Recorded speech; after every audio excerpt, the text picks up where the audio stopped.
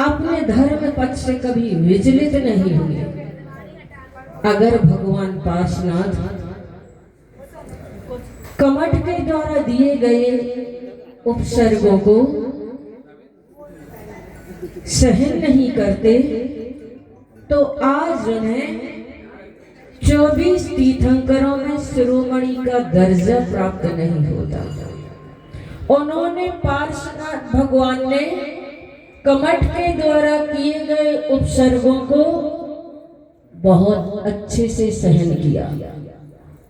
इसलिए आज हम देखते हैं कि पूरे हिंदुस्तान में जितने भी तीर्थ क्षेत्र हैं, अधिकांश तीर्थ क्षेत्र भगवान पार्श्वनाथ के नाम से जाने जाते हैं।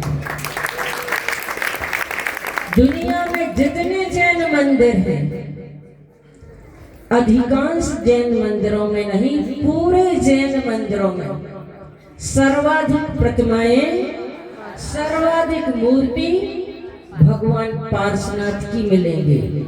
क्यों? क्योंकि उन्होंने उस उपसर्ग को सहन करते हुए बड़े धैर्य और समता के साथ सहन किया। उन्होंने उन उपसर्गों में अपने आदर्श को कभी खंडित नहीं होने दिया। इसलिए भगवान पार्श्वनाथ को सब कोई जानता है। अगर रामायण में से रावण को निकाल दिया जाए तो रामायण अधूरी मानी जाएगी। हर किसी की जिंदगी में आलोचक जरूर होते हैं, होना भी चाहिए। हर किसी की जिंदगी में निंदक जरूर होते हैं और उनका होना जरूरी होता है। जो तुम्हारे ऊपर नजर रखने वाला होता है तो तुम्हारा जीवन महान बनता है। वे महान बनते हैं जिनकी जिंदगी में कोई कोई निंदक, कोई ना कोई आलोचक, कोई ना कोई नजर रखने वाले होते हैं। उनके माध्यम से हमारा जीवन जरूर महान बनता है, क्योंकि प्रतिकूलताओं में ही वो अपने जीवन को बहुत अच्छे से संभालना जानते हैं। इसीलिए कहा है किसी ने, अगर कांटा निकल जाए चमन से तो फूलों पर निगाह कौन रखेगा। इसलिए आप लोगों ने देखा होगा, जिनके पीछे कोई खलनायक नहीं रहे उन्हें कौन पहचानता, उन्हें कौन जानता। इसलिए आप लोगों ने देखा होगा 24 तीर्थंकरों में से बहुत कम तीर्थंकर ऐसे होंगे जिनका लोग नाम जानते हैं। अधिकांश तीर्थंकरों के नाम तो लोगों को ज्ञात भी नहीं है, जिनमें जानने वाले, पहचाने जाने वाले पार्श्वनाथ भगवान रहे।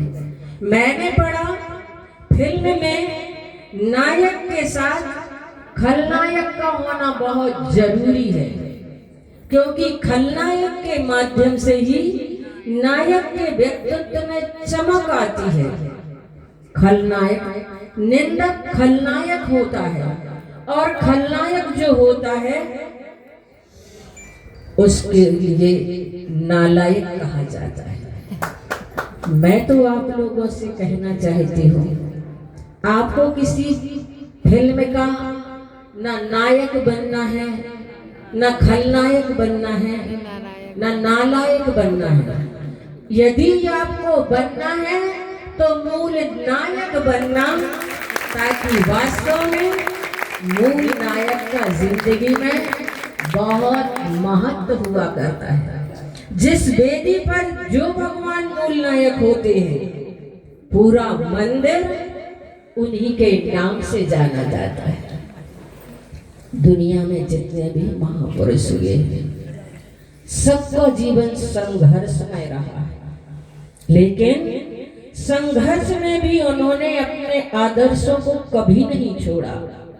जब वे जीवित रहे तो उन्होंने अपने जीते जी कभी आदर और सम्मान प्राप्त नहीं कर पाया, लेकिन जब वे दुनिया से चले गए तो लोग उनके बारे में सुन सुन करके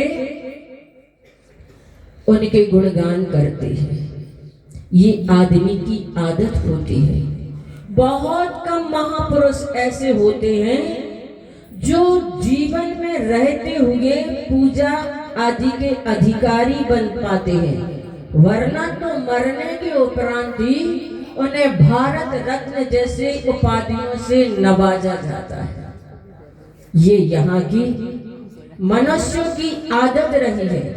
इसलिए बंधुओं, आलोचना जिनकी की जाती है, निंदा जिनकी की जाती है, उन्हें कभी परवाह नहीं करनी चाहिए उसकी। जिसकी भी निंदा की जा रही है, आलोचना की जा रही है, उन्हें उस चीज से कभी घबराना भी नहीं चाहिए, क्योंकि उसी पेड़ पर पत्थर फेंके जाते हैं, उसी पेड़ को पत्थर मारे जाते हैं जिस पेड़ में फल होते हैं। जिस पेड़ में फल नहीं है, भला उसको कौन पत्थर मारेगा। उसी प्रकार से जिसके पास कुछ दमखम है, जिसके पास कुछ योग्यता है, जो ऊपर उठ रहा है, उसी की टांग नीचे खींची जाती है।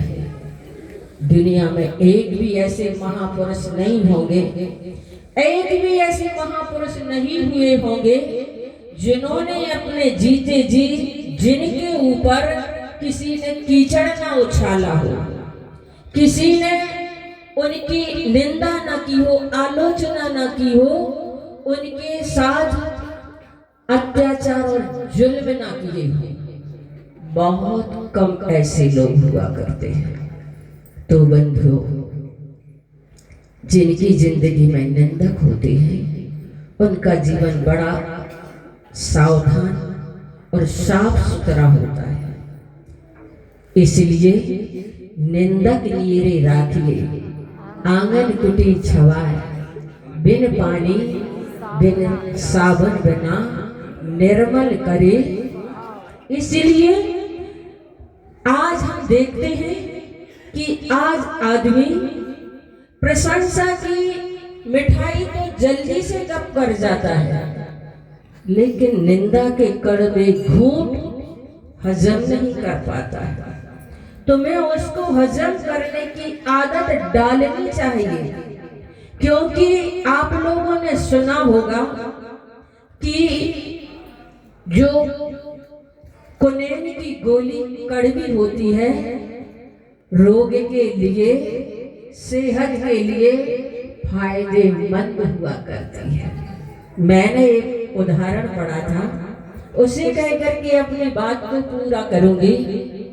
वैष्णव संप्रदाय में एक कथानक आता है कि जब समुद्र का मंथन किया गया था, तब मंथन में पहली बार अमृत निकला था, और जैसे ही अमृत निकला तो देवता लोग आ गए, आप हमें दीजिए, हम उस अमृत को पिएंगे। लेकिन जब दूसरी बार समुद्र का मंथन किया गया तो जहर निकला। देवता लोग आए नहीं, सब लोग उस जहर को पीने के लिए इनकार करने लगे। तब शिव जी को बुलाया गया। कहानी कहती है, शिव जी ने उस जहर को हंसते हंसते पी लिया, जिससे उनका कंठ नीला हो गया और वे नीलकंठ कहलाने लगे।